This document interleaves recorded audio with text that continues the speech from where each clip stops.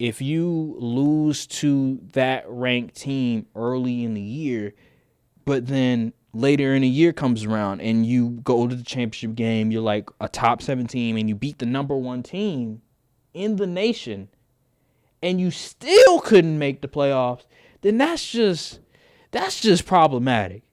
That is just a terrible grading system.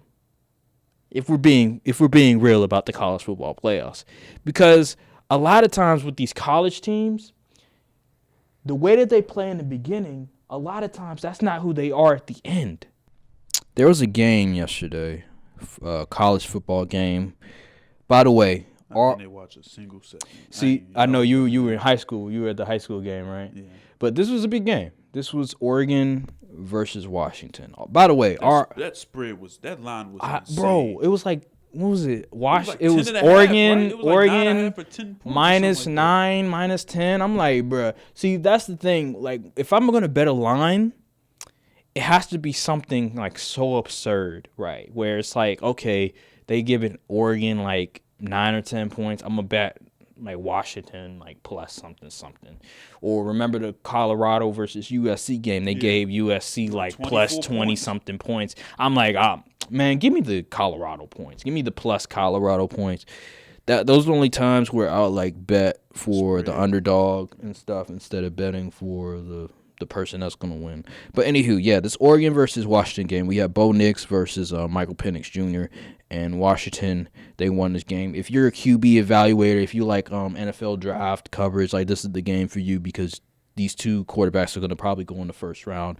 And this is probably to decide, like, okay, which quarterback is going to be QB3 because it's obviously going to be Drake May and Caleb Williams.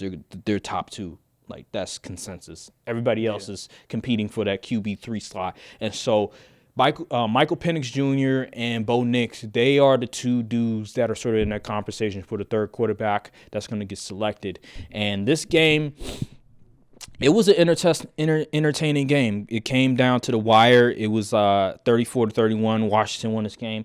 Washington, they stood on business early. Like, I was shocked at how lopsided it was.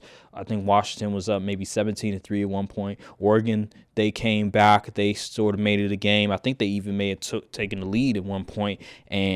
But the thing is that Bo Nix and Michael Penix Jr., they literally traded picks.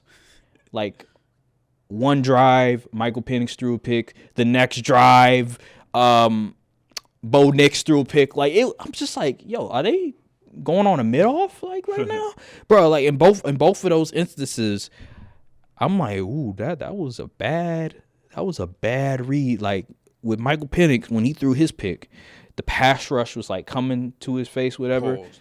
Pause. That was crazy. Ayo. That was pause. So like the pass rush was like, the blitz was coming and he had to make a play like really fast and he was like very inaccurate. You know how like in Madden sometimes when like under pressure, poor accuracy. That's what it was. Like I think he may have overthrew it and it got picked off and I'm just like, ooh, that's gonna be on the evaluation right there. And then the next drive, Bo Nix comes in and he's on the move, right? And I'm like, what is he seeing? He just threw it on the move, Josh Allen style, and it wasn't even close to a receiver. It was like covered and everything, and it got picked off and stuff. But I just want to say, I think that was like the last Pac-12 game ever. Wow. That is sad. That's very sad. Two great teams. I just have to say, like, this game, that game was amazing, and it's just unfortunate. It's just really unfortunate. It seems like Washington, they're going to go to the college football playoffs now. They're undefeated, so that's good. And then Oregon, yet again, we smoking on that Oregon Pac. We smoking after what the head coach said about Colorado. We smoking on that Oregon Pac. Yeah, man. I forgot what he said. He said they trying to win social media. Yeah. Well, guess what? I hope you guys enjoy them uniforms because that's all you have going for you because you're not winning no championship. You know what I'm saying? And I had Oregon win. I had Oregon winning the game, but I don't know why. I mean, because if you watch Oregon, the after the Washington game, they've been dominant. Like they've been very impressive. Washington, I wasn't very fond of the way that they were playing. It seemed like the defense was very skeptical. So I was surprised that Washington was standing on business. I'm not mad at it at all because Michael Penix Jr. I wouldn't mind seeing him in the college football playoffs. I don't mind seeing great college football QB play because I don't want to see bum quarterbacks. That's the one thing about Max college Duggan's. football. Yeah, that's the one thing about college football I just don't like. It's like when there's like mediocre QB play, but it's like great defense, great running game, and all this other stuff. Like I just hate seeing that stuff. And like remember when Cincinnati they went to the college football playoffs, they had Desmond Ritter. It's like, bro, I don't want to see Desmond Ritter. I don't care. Oh, he was a 4th round pick. I don't care. Like he's still not good and stuff. So that's just me. Like I want to see the quarterbacks compete in the games and stuff like that. And it was an interesting game at the end. So that's really much it. I forget there. I know there was like I don't know if Oregon and Washington have like I think they do have like some wide receiver prospects. I know Washington. There's this one receiver. Somebody said, "Yeah, he's a taller Chris Olave." I'm like, huh? Like who? What? What? Huh? That's the first time I heard that. Is it Rome Odazun? Yeah, it might have been him. Might have been him. I don't know. I don't know how to pronounce that last. Yeah, name. It might be Rome. Yeah, it might. Yeah, whoever. If it's him, I think I saw somebody say he's a taller Chris Olave. I'm like, huh? I'm like, oh, okay. I didn't see that coming, but yeah, it was an interesting game. But yeah, let's transition to just talking about the college football playoff specifically because today is Saturday.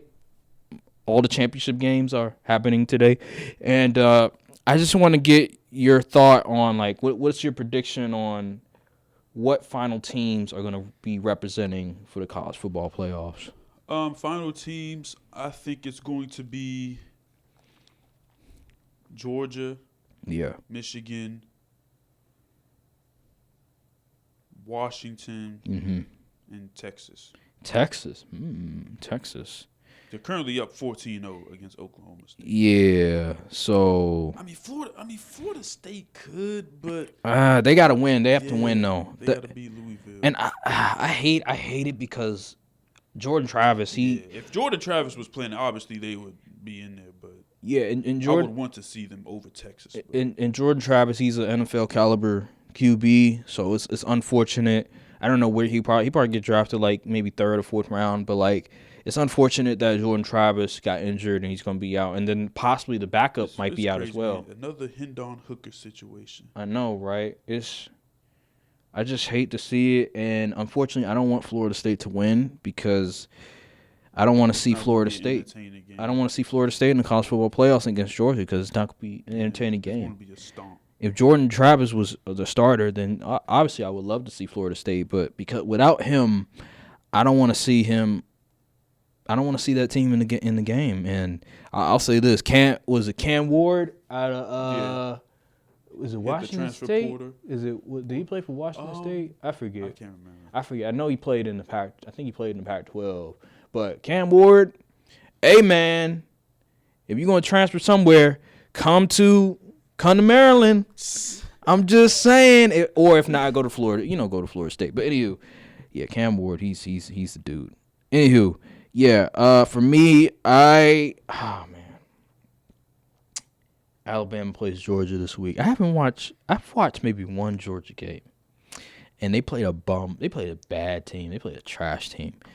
Did they play? I think it may have been Missouri. It may have been Missouri or something. Anywho, I'm gonna go with Georgia. I'm gonna go with Michigan. I think Michigan is foregone conclusion with that one. Washington is a foregone conclusion, and then I will go with Georgia, and I'll go with I guess I'll go with Texas. I'll go with Texas. I just think this is the problem with the college football playoffs and sort of their criteria and just the way that it's set up now where it's only 4 teams. This is the flaw of it all because if you lose one game in the beginning of the season against a ranked opponent and then you go to the championship game and you beat a team that's number 1, but because that ranked opponent is ahead of you and they win their championship game, you're not going to be able to get in. That's the flaw with these playoffs. The 12-team playoff is on the way. Yeah, but we gotta wait till like 2025. Like I hate that. 24. Well, if it's 24, we still have to wait another year. Like I hate waiting. That's the problem I have, and I get it. Contracts and everything like that. They have to abide by certain contracts, and probably the contract is not up until like 2024 or something like that. So. But it's next year. Yeah, it's next year. It's just unfortunate that they set up this 4-team playoff system, and if you lose to that ranked team early in the year, but then later in the year comes around and you go to the championship game, you're like a top 7 team, and you beat the number 1 team in the nation, and you still couldn't make the playoffs, then that's just problematic. That is just a terrible grading system. If we're being real about the college football playoffs, because a lot of times with these college teams, the way that they play in the beginning, a lot of times that's not who they are at the end. Yeah. When I look at Alabama, the way that they looked at the beginning, they are a totally different team than they are now. Like the quarterback that they have at the beginning, he wasn't that good, but now he's a really good quarterback. Like he can win a championship type quarterback for them, and that's where I have a problem with the committee, with the college football playoffs, and the way that they sort of look at who should get in, is because a lot of these teams, the way that they play in the beginning, is not how they play now. Like, I was looking at Texas at the beginning. This team was unbelievable. Yeah. Quinn Ewers, like, dude, people were saying he's QB3 in the draft. I'm like, huh? After how many games? Like 2-3 games after he played Alabama, we're putting him in QB3 conversations in the NFL draft. Now you don't hear that no more. You're like, maybe he should stay another year. Ever since they lost to Oklahoma. Yeah, maybe he should stay another year. And that's my thing. It's like, Look at Colorado beginning of the year. Yeah. So like that's my thing. It's like, how do you like make an objective? How do you make the right decision when it comes to which team should go to the playoffs? Because I look at Texas, and yes, they did beat Alabama, but it was earlier in the year, and they were still trying to figure out their offense. The quarterback was, he was new, still trying to get acclimated, and Alabama, their only loss was against Texas, who was top. I think they may have been top 3 at the time. And then if they beat Georgia, that's the number 1 team in the nation. Like, there's not another team better than them. So it's like, how can you keep them out of there when you look at Texas and they lost to Oklahoma, who's a worse team than Georgia? So how does that logic work? How do you determine what team is better than the other?